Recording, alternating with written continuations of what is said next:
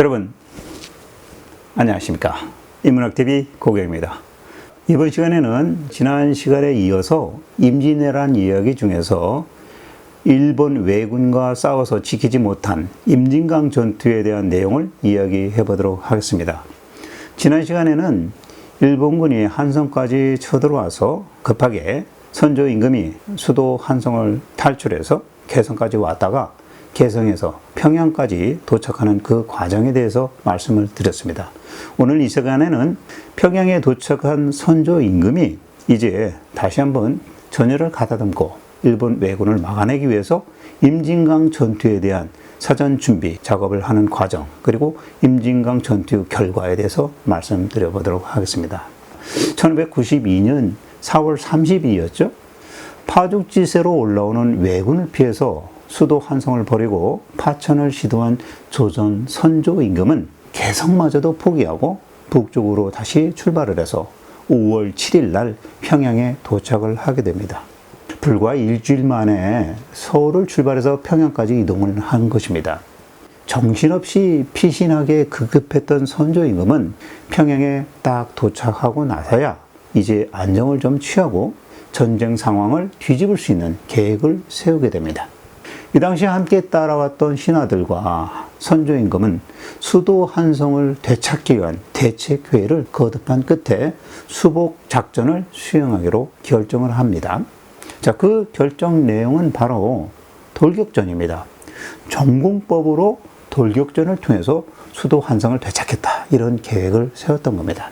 대체적인 내용으로는 우선 임진강 북방을 거점으로 해서 강 남쪽으로 강을 도하해서 한성 인근에 머물고 있는 왜군을 각계 격파를 하고, 동시에 한성, 수도 한성 남쪽에 있는 재집결된 조선군, 삼도군, 그러니까 충청도, 전라도, 경상군, 이렇게 해서 근황군이라고 하는데, 이 근황군이 북쪽으로 이동을 해서 한성에 머물고 있는 왜군을 공격을 해서 남쪽과 북쪽 양쪽에서 양공작전을 펼치면 한성에 들어와 있는 왜군을 쉽게 섬멸할 수 있다. 그래서 한성을 탈환할 수 있겠다라는 작전을 수립을 한 겁니다. 하지만 여러분, 이런 선조와 그 신하들의 계획한 한성 수복 작전은 사실상 물거품이 되고 맙니다. 제가 이제부터 선조와 조선 신하들이 그와 같은 결정을 하는 데 있어서 무엇이 잘못되었는지 한번 살펴보도록 하겠습니다. 우선 첫 번째로 아군과 적군에 대한 사전 정보가 턱없이 부족했습니다. 그리고 두 번째로는 적절한 지도 능력을 갖추지 못한 임금, 말하자면 무능한 군주의 한계점을 보여준 것입니다. 그리고 세 번째로는 전쟁 작전 계획, 그리고 그 수립에 있어서 전쟁 전문가들이 아닌 비전문가들이 모든 정책 결정권을 장악하고 지휘 통제권을 갖게 된 것이 그 한계점이었습니다. 자, 그래서 이 세 가지를 중심으로 해서 좀 더 상세하게 말씀을 드려보도록 하겠습니다. 먼저 이 임금을 둘러싼 전쟁 정보 수준, 이것을 한번 말씀드려보면 이렇습니다. 선전관이라고 있어요. 민종신이라는 사람인데, 선전관 민종신과 선조 임금과 두 사람 사이에 있었던 대화 내용을 보게 되면 이 정보 수준이 얼마나 형편없었는지를 알 수 있습니다.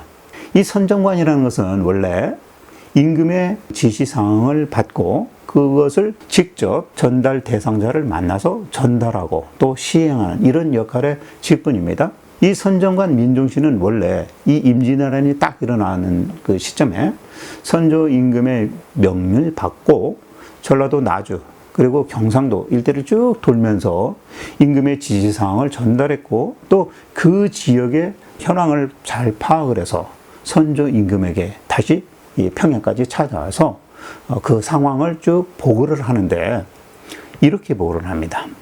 신이 전달받기를 경상우수사 원균이 외선 30척을 격파했다는 소식을 제가 들었습니다.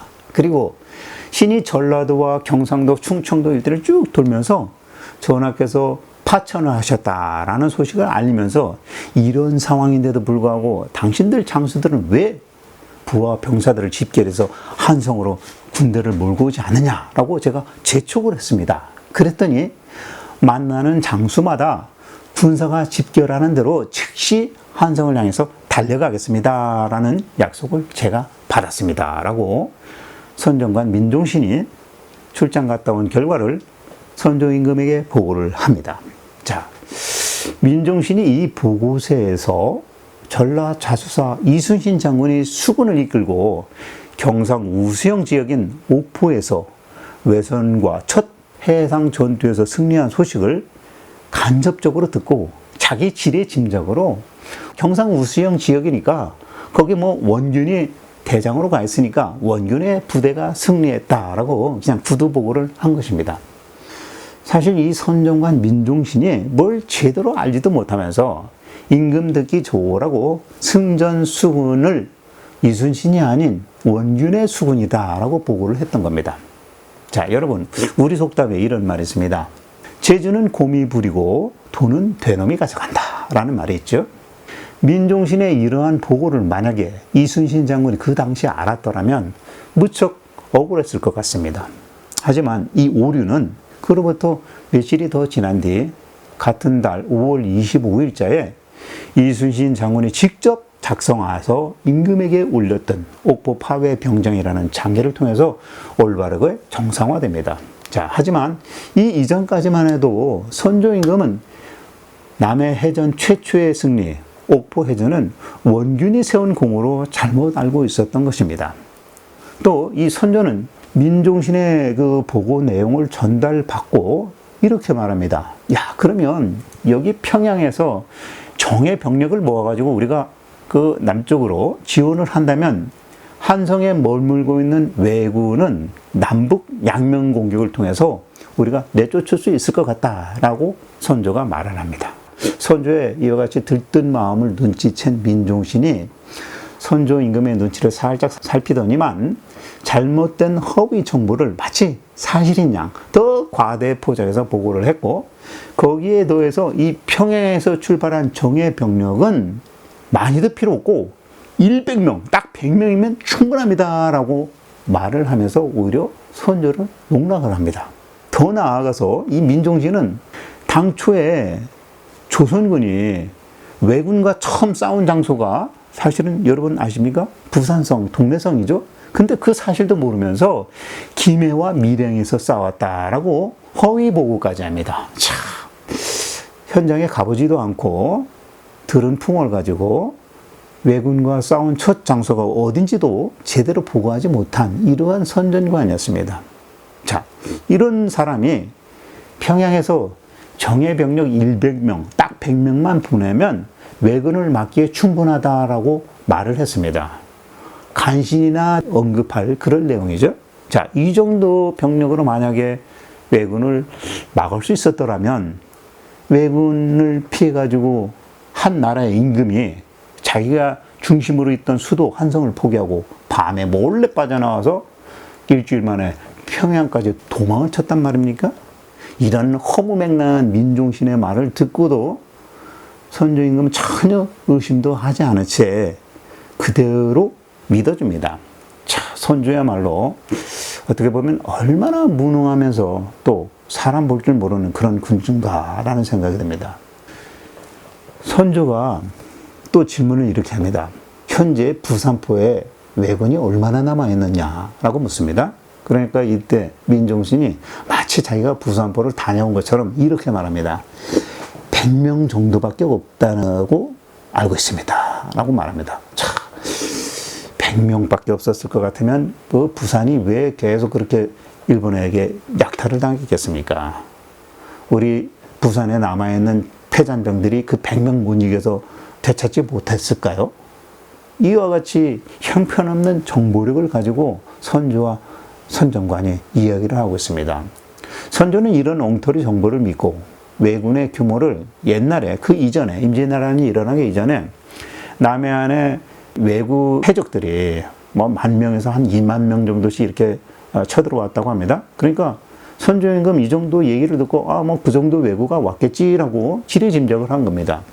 그러니까 임진강에 조선군이 15,000명이나 되는데 거기다가 저 남쪽에 3대 군함군이 한 5만 명이나 모여 있다는데, 이런 식으로 남쪽과 북쪽에서 한성에 들어온 일본 군들을 공격을 한다면 한성을 탈환하고도 남겠다라고 해서 아주 자신만만했던 것 같습니다.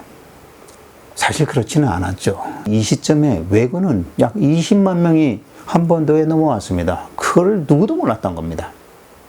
이와 같이 적군에 대한, 적에 대한 철저한 조사와 정보도 없었고, 전투에 대한 사전 계획과 준비도 없는 이런 안일한 판단 때문에 조선군이 무작정 임진간을 넘어가가지고 파주를 거쳐서 한성을 향하게 만든 단초가 되어버린 겁니다.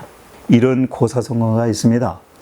지피지기면 백전불태다 라는 말, 여러분 많이 들어보셨죠? 적을 알고 나를 알면 100번 싸워서도 절대 물러나지 않는다라는 그런 내용입니다. 자, 이번에는 이제 두 번째, 최고의 자리에 있는 군주의 무능함 때문에 따르게 된 결과를 말씀드려 보도록 하겠습니다. 사리 상황 판단이 잘 되지 않는 선조에게는 사실상 아첨하는 신하만 있지는 않았습니다. 다행히도 선조에게 직언을 서슴지 않는 신하도 일부 있었습니다. 바로 홍문관 부제학 홍인상이라는 사람, 그리고 부은교 윤단무입니다. 이 두 사람이 선조에게 찾아와서 이렇게 얘기를 합니다. 외적의 침입에 우리가 허무하게 무너지고 수도까지 빼앗긴 그 원인은 백성들이 두려워서 도망치거나 오히려 왜군을 도와준 백성들한테 문제가 있는 게 아닙니다. 오히려 조정 안에서 아첨하는 세력의 무리들이 백성들의 그 고충은 돌보지도 않고 이 임금님을 위하는 척하면서 그 반대로 자신의 사리사욕을 취하다가 민심이 오히려 흉흉해지니까 그에 대한 책임을 오히려 임금에게 돌려버렸기 때문입니다. 그러니 임금님께서도 이 사태에 대한 일만의 반성과 자책을 하셔야 됩니다. 라고 직관을 합니다. 자, 이 두 사람이 예를 든 이 아첨하는 인물, 대표적인 인물이 선조가 총애했던 사람 두 사람이 있습니다. 첫 번째는 선조의 처남, 쇄도를 부렸던 김공량입니다. 이 김공량이 선조의 희첩인 김씨의 오빠입니다. 그래서 그 외척 세력의 어떤 힘을 얻어서 조정 내에서 아주 자기 마음대로 했던 그런 인물입니다. 그리고 또 한 사람, 선조의 측근 이산해입니다. 자, 이 이산해와 김공량을 두고 다른 신하들이 아첨하는 인물이다라고 직언을 한 겁니다. 이런 아첨하고 분당을 주도했던 이산해를 두고 다른 신하들은 이산해의 직책을 파직하는 것, 그러니까 임진왜란 때 한성을 도피하면서 이산해의 직책을 파직시켜버렸어요. 그에 대한 책임을 물은 겁니다. 근데 다른 신하들이 이산해의 직책 파직하는 것만 가지고는 부족하다, 더 큰 처벌을 내려야 된다라고 선조가 강력하게 주장을 합니다. 그런데 이 이산해가 조정 내에서 그래도 세력이 많이 두터웠던 모양입니다. 그래서 그런지 몰라도 선조 임금은 끝까지 이산해에 대해서 책임 추궁을 하지 않고 파직으로 충분하다고 하면서 자꾸 이산해를 옹호하는 말을 합니다. 자, 그런데 이 당시 조정 신하들은 왜군에게 완패를 당해가지고 나라의 존망이 이제 눈앞에 딱 떨어졌는데 그에 대한 책임을 솔직히 임금 보고 책임지라라고 할 수는 없지 않겠습니까? 그러니까 그 대신에 이산해를 콕 집어가지고 그에 대한 책망, 그 다음에 그에 대한 책임, 그렇게 짓게 하려고 엄벌을 내려야 된다라면서 선조를 계속 다그쳤던 겁니다. 자, 사실 그 신하들의 주장이 맞다고는 쳐도 솔직히 얘기하면 이런 상황까지 오도록 그동안 뭐 했습니까?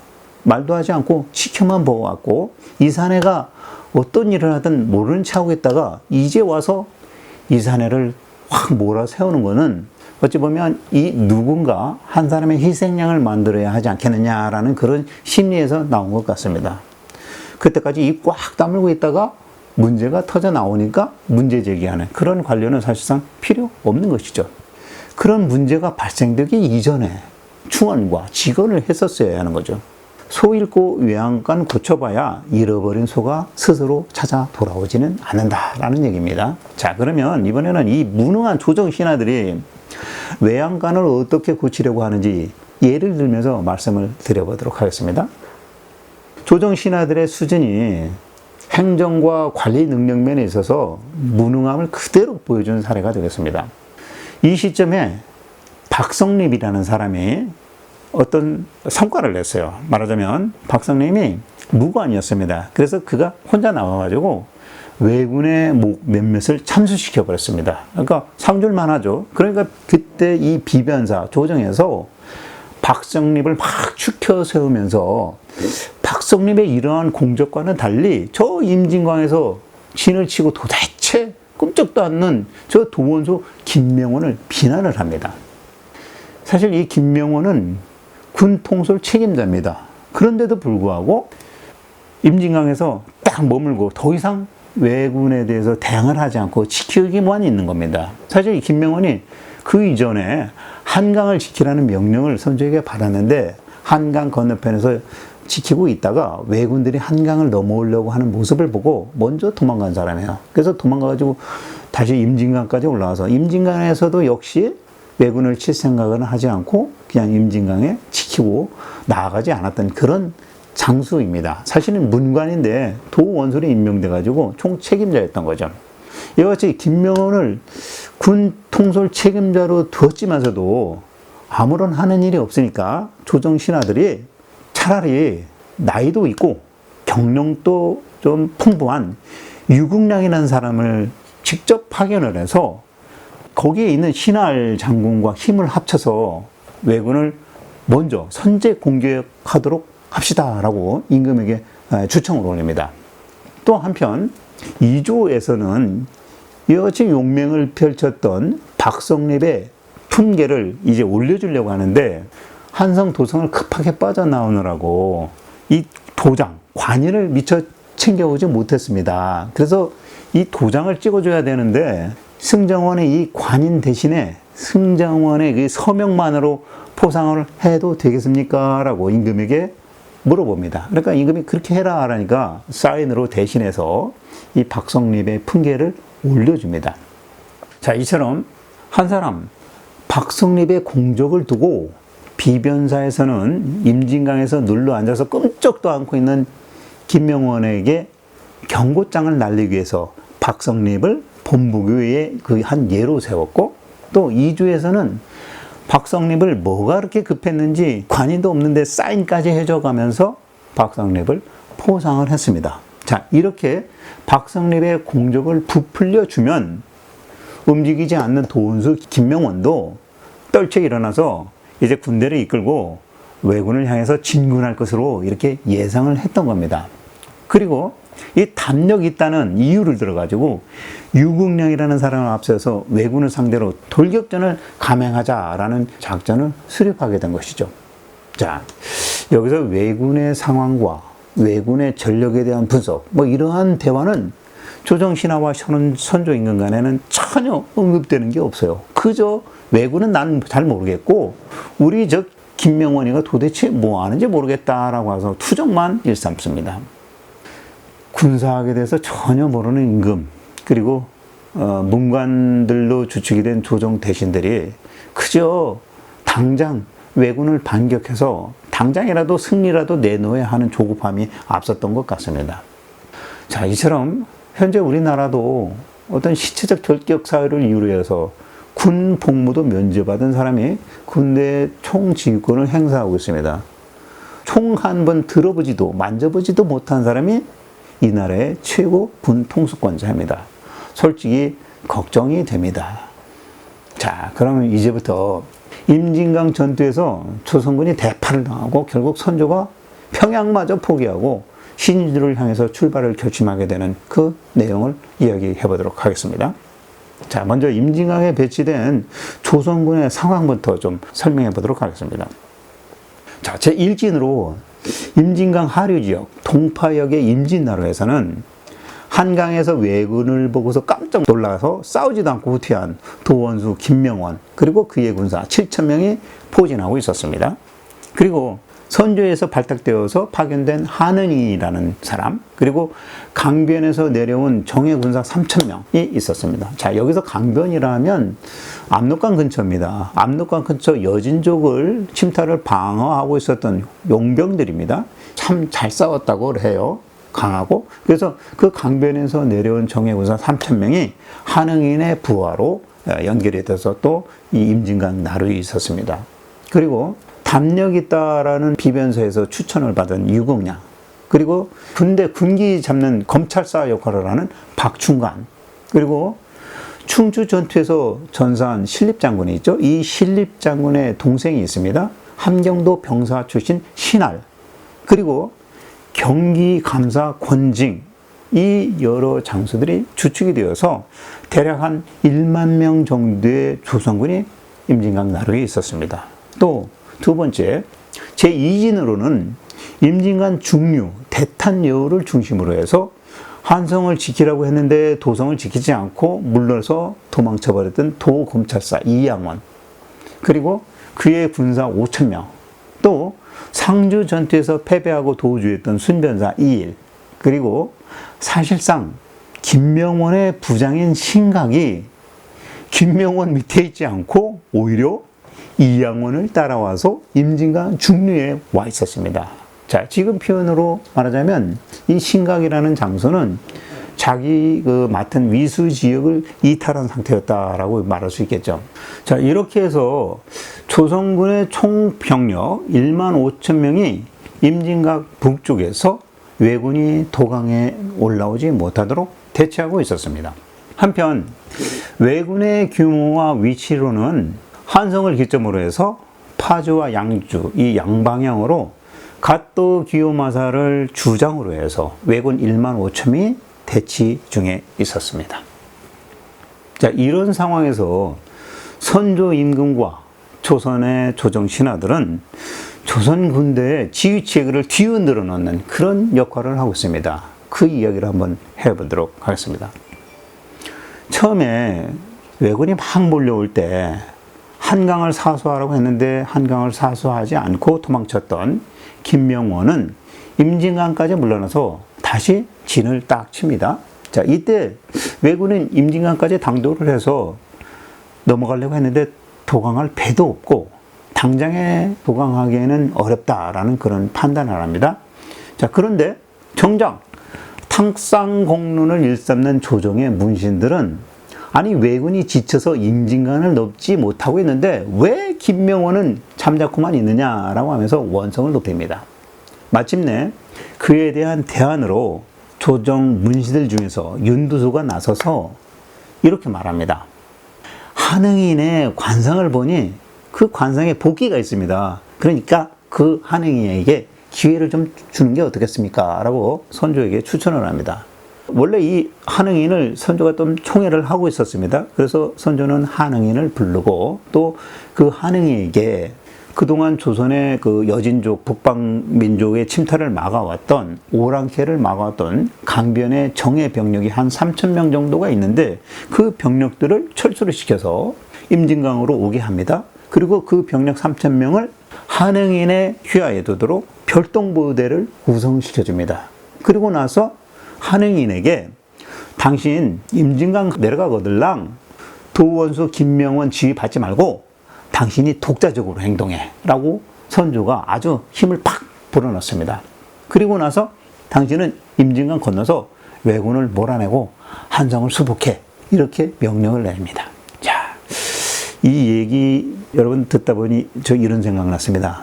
이때도 미신적인 관상이 좋다라는 이유로 한응인이 발탁된 겁니다. 현재도 이런 미신을 다루는 한심한 사람이 있지 않습니까? 천공인이 무슨 법사니 하면서 살아있는 소가족 뺏기는 그런 사람들 있지 않습니까? 옛날에도 있었고 지금도 있습니다. 자, 훗날에 이 윤두수는 선조에게 사실 원균도 얼굴에 복기가 있다라고 추천을 했었습니다. 그런 그 복기 있는 원균이 결국 그 복으로 7천량에서 조선 수구를 괴멸로 몰아넣은 그런 인물 아니겠습니까? 관상은 믿을 게 못 된다 이런 얘기죠. 한편 임진강을 계속 북쪽에서 나가지 않고 진을 치고 있었던 김명호는 일본군이 강을 건너서 도달하지 못하도록 지키면서 그 당시까지만 해도 왜군의 식량이 떨어지기를 기다렸던 것 같습니다. 하지만 이 조급한 선조의 마음에는 솔직히 마음에 들지 않았어요. 결국 이 김명호는 무시당한 채 자기 밑에 부장이라고 할 수 있는 신할, 한응인, 그리고 권정, 이 세 사람에게 말도 못 붙입니다. 결국 이 세 사람, 신할, 한응인, 권정, 이 세 사람의 주도로 임진강을 넘어서 왜군을 직접 공격하기로 결정을 합니다. 사실 여기서 신할 장수야말로 자기 형 신립이 충주 탕금대에서 왜군과 싸우다가 전사했잖아요. 그러니 얼마나 복수하고 싶은 마음이 있었겠어요. 그런 마음은 충분히 그럴 수 있다라고 생각을 합니다. 그런데 이 세 사람은 강 너머에 있는 왜군이 자기들 몸을 싹 숨기고 매복한 채 우리가 어차피 못 넘어갈 것 같으면 우리가 조용히 숨어 있으면 조선군이 스스로 넘어올 것이다 라는 기대를 갖고 매복하고 있다는 것, 그것은 사실 꿈에도 모르고 있었습니다. 또 한편 이 평양에서는 선조를 따르면서 함께 이동했던 많은 신하들이 있죠. 이 신하들이 한성을 막 떠날 때 자기 가족 부모들에 대한 소식이 막 끊겼잖아요. 그래서 자기 부모의 행방을 찾겠다라는 그런 이유를 들어서 자꾸 휴직기를 신청하는 겁니다. 그러니까 이 조정에서 이러다가는 조정에 아주 막 공백 상태가 생기겠구나 싶어가지고 선조 임금을 찾아가서 그 휴직기에 허락하지 말아주세요 라고 조청을 합니다. 자, 그리고 이 비변사에서는 오히려 한술 더 떠서 조정 내의 문관뿐만 아니라 무관들도 전쟁에 나가지 않으려고 하니까 싸움을 자꾸 회피하는 그런 사례가 있다. 그 대표적인 예가 바로 도원수 김명원이다.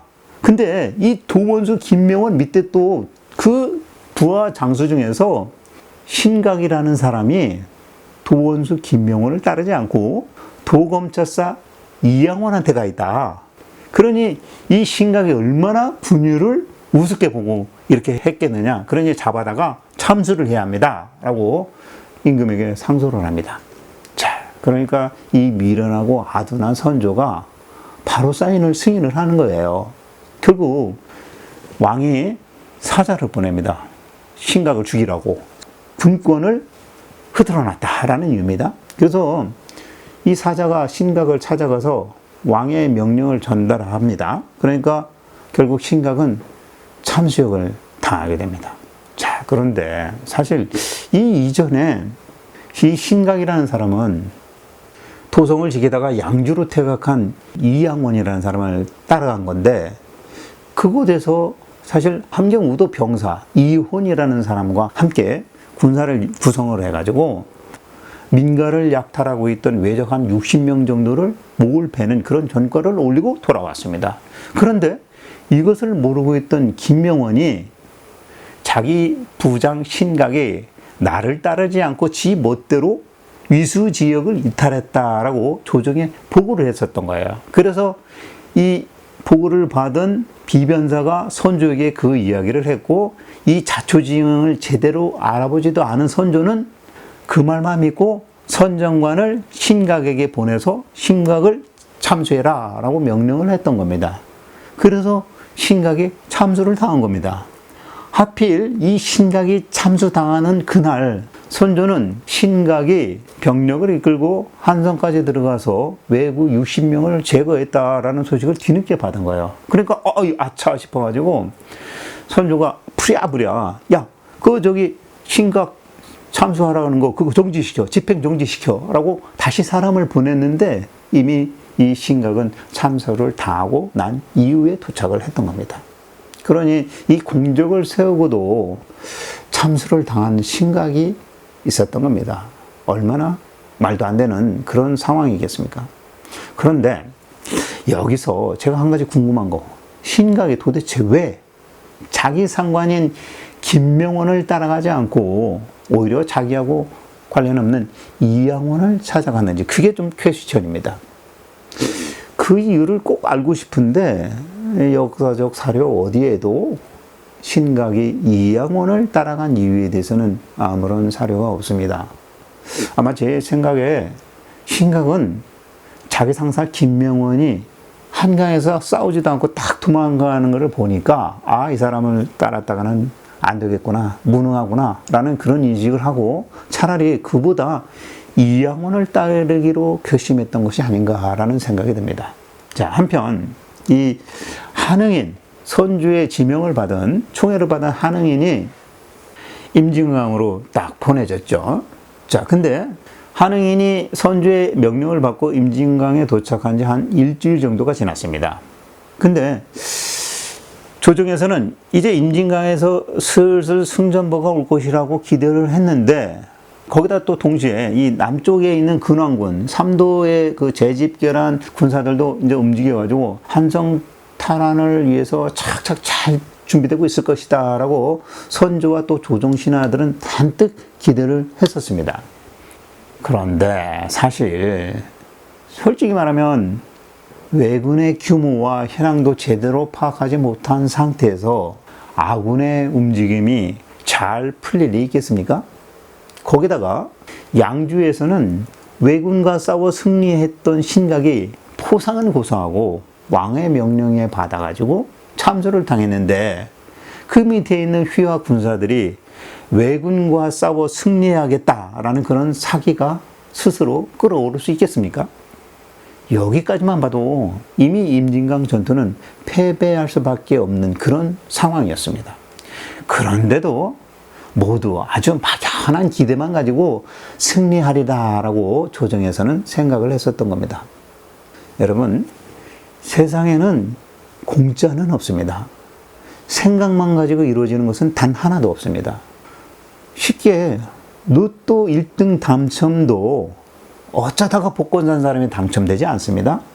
꾸준히 복권을 사고 1등 당첨 확률이 높은 숫자를 알아보고 찾아보고 조사하고 또 자동 발행하는 게 아니라 직접 자기가 번호를 선택해서 기입한 그 숫자, 기입한 사람이 1등 당첨될 확률이 높은 겁니다.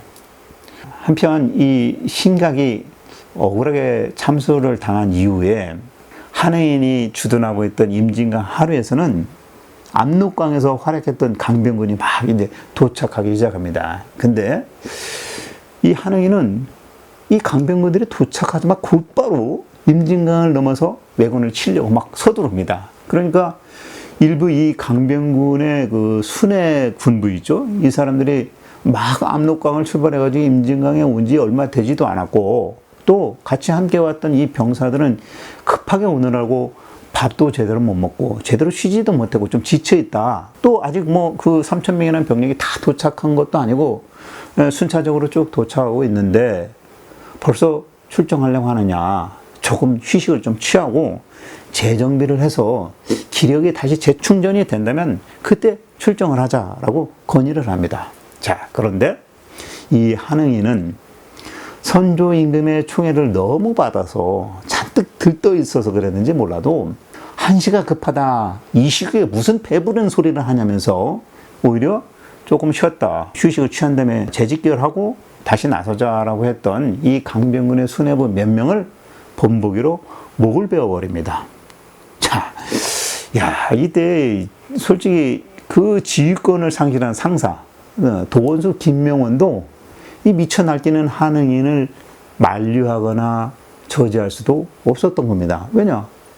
직급은 자기가 높아도 선조께서 말 듣지 않고 네 맘대로 항상 행동해도 좋다라고 승인을 해줬잖아요. 그러니까 한응인은 자기 하고 싶은 대로 막 했던 겁니다. 자, 여러분, 군대 통솔 능력과 사기를 좀 높이고자 아무 때나 자기 병력의 목을 막 베가면서 본때를 보여준다면 그건 절대 안 되는 일이죠. 지금 한응인과 선조의 행동이 딱 옳다고 생각하신다면 그것은 오산입니다. 그들이 그렇게 행동했던 것, 그것은 모두를 위한 본보기가 아니라 자기 자신만을 위한 본보기였습니다. 이런 상황에서는 오히려 사기만 더 악화될 뿐이죠. 임진왜란사에서 이순신 장군 역시 본보기로 일부 군사나 백성을 참수한 사례가 몇몇 있습니다. 이 두 사례를 비교해 보면 한응인과 이순신의 사례입니다. 이순신 장군이 내린 징벌은 이순신을 위한 징벌이 아니라 모두를 위한 징벌이었습니다. 그런데 선조나 한응이는 보여주기식 징벌, 아니면 자기의 이익을 위해서 징벌을 내렸던 거죠. 그러니 그 어느 누가 이들에 대해서 호응을 하면서 왜군에 맞서서 용감히 싸우겠다라며 떨쳐 일어날 수 있겠습니까? 제 아무리 공적인 희생을 가장하더라도 국민과 백성은 그것을 헤아려 알아봅니다. 백성과 국민을 속이려고 들면 절대 안 되는 거죠. 사리사욕을 위해 저지른 가짜 희생이 위장된 연극이라는 것은 이제는 우리 국민 모두가 다 알아봅니다. 진정한 지도자라면 속이려 들지 말고 좀 더 솔직해져야 합니다. 1592년 5월 18일은 임진강 하류 임진과 중류 대탄에서 각각 강을 넘어서 왜군을 공격하기로 약속된 날이었습니다. 하지만 이 노련하고 경험 많은 유국량이 이렇게 서둘러 공격하지 말고 좀 더 신중을 기하자라고 이렇게 말을 했어요. 그러니까 그때 옆에 있었던 신할이 유국량의 목을 또 칼을 빼가지고 목을 베려고 합니다. 자, 그러니까 이때 유국량이 자존심이 좀 상했는지 몰라도 이렇게 말합니다. 내가 죽음이 들어와서 이런 소리 하는 것이 아니다. 이렇게 말합니다. 그리고 나서 유국량은 자기 군사를 이끌고 그 자리에서 강을 넘어서 먼저 출발을 합니다. 그러니까 신할 역시도 임진강을 바로 넘어갔습니다. 하지만 이 강 건너 매복 중이던 복병 왜군을 만나서 이 제대로 싸워보지도 못하고 결국 조선군은 패하고 말았습니다. 조선군의 장수들 조급한 이런 마음이 유국량 같은 뛰어난 무장도 사지로 몰아넣은 결과를 초래한 것입니다. 이때 임진강 북쪽에서 넘어갔던 아군들이 공격받는 것을 지켜보던 김명원, 그리고 한응인, 박중관 이 세 사람은 그냥 바라보다가 오히려 사기만 더 잃게 되었던 겁니다. 자, 이들 세 명은 솔직히 김명원도 그렇고 한응인도 그렇고 박중관도 그렇고 무관 출신이 아니에요. 전부 다 문관 출신입니다. 그러면서도 군 통솔자 역할을 했어요. 이 중에서 사실 그 검찰사 박중관이 하는 일이 뭐냐면 전쟁에서 도망하는 병사가 있으면 잡아내는 그런 역할입니다. 그런데 이 박중관이 겁에 질려가지고 먼저 말을 타고 도망을 치기 시작합니다. 자, 그러니까 이 박중관이 도망가는 것을 본 병사들 중 한 사람이 도망치는 박중관이 아니고 예전에 한강에서 도망친 경력이 있는 도원수 김명원인 줄 알고 도원수가 도망친다라고 큰 소리로 외칩니다. 그러니까 삽시간에 그 남아있던 병사들이 자기 치고 장수가 지금 도망간다는 소리가 들렸잖아요. 그러니까 막 우왕좌왕 하면서 서로 달아나기가 급급했던 그런 상황이 벌어지고 말았어요. 그래서 어찌됐든 강을 넘어갔던 조선군은 왜군에게 밀려서 도망치고 또 뒤로 밀려났던 신할 장군은 이제 창피한 거죠. 그러니까 임진강변에 다 와서 더 이상 도망갈 데가 없으니까 스스로 자결하고 죽고 맙니다. 또 이때 함께 강을 넘었던 많은 조선 병사들은 뒤쫓아온 왜군들에 의해서 대부분 다 살해를 당했습니다. 막상 강을 건너 용감한 척 하면서 공격을 하지만 그저 이 돌격전이라는 거 말고는 특별한 군사작전을 세우지도 않고 각기 전투하다가 각기 격파당한 조선군입니다. 1만 5천 명 중에서 7천 명은 싸우다가 전사를 했고 강을 넘지 않은 8천 명은 싸우지도 않고 그대로 흩어져서 달아나 버렸으니 이 얼마나 한심한 군사작전이 있겠습니까? 한마디로 조선의 수뇌부, 임금과 군 수뇌부의 리더십 부재가 이런 패전의 결과를 가져오게 한 가장 큰 원인이 되었던 겁니다. 자, 싸움에 패전한 김명원 그리고 한응인은 패전한 장수인 주제에 선조가 머물고 있는 평양 행제소로 복귀를 합니다. 근데 조정에서는 이 두 사람에게 패전의 책임을 물을 수도 사실 없었습니다. 왜냐면 그 작전 계획, 돌격전이라는 거 사실 선조가 내린 것이잖아요. 그래서 이 선조도 책임을 물을 수도 없고 또 돌격전 하자고 선조를 부추긴 것 역시 조정의 신하들 아니겠습니까? 그러니까 한응인, 김명은 욕할 상대가 아닌 거죠. 조정 내에서 탁상 공론을 주동한 조정 신하들이 올린 추천이었기 때문입니다. 거기다가 김명과 한응인은 전쟁의 패장으로서의 책임을 짓고 스스로 자결하지도 않고 비굴하게 살아서 임금 앞에 다시 섰습니다. 자, 이런 지휘관들의 그 뻔뻔함과 자기만 살고 보자는 이기심, 또 거기다가 무능함까지 이렇게 플러스해서 그런 모습들을 보여주었으니 이들을 지켜본 조선의 군사 중 어느 누구가 그들을 장수로 인정을 하고 그들과 함께 생사를 같이 하려고 했겠습니까? 법과 공정, 상식을 주장하지만 정작 자기 주변의 공정과 상식에는 다른 법을 들이댄다면 누가 그 사람을 따르겠습니까? 마찬가지입니다. 상식적이지도 않고 공정하지도 않은 입만 살아서 떠드는 자기 모습은 옛 역사 속에도 얼마든지 발견할 수 있었습니다. 그래서 현재를 사는 우리는 과거 역사를 통해서 배우고 익혀가지고 쓰레기 같은 리더는 두지 않도록 식견과 안목을 넓혀야 하겠습니다.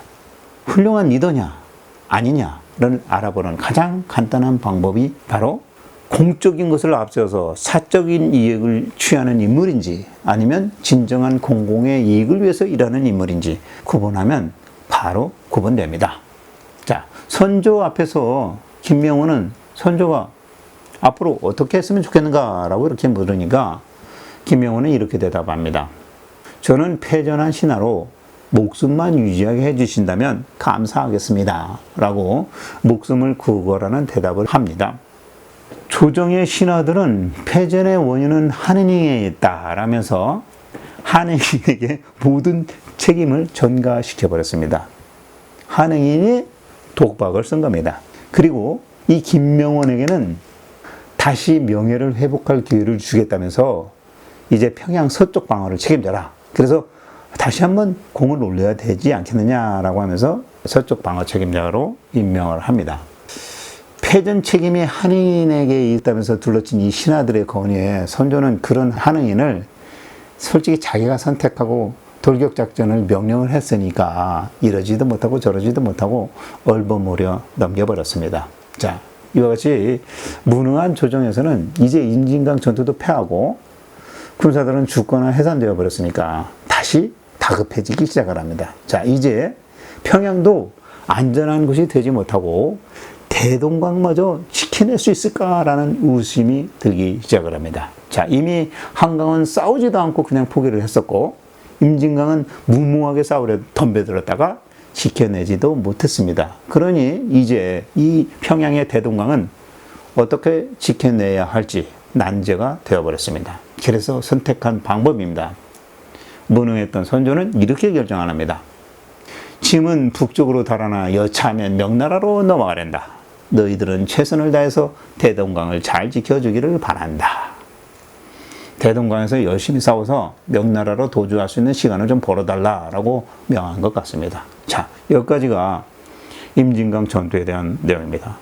자, 다음 시간에는 이제 평양 대동강 전투에 대해서 이야기해보는 시간 가져보도록 하겠습니다. 지금까지 시청해주신 여러분 감사합니다. 인문학TV 고경이었습니다.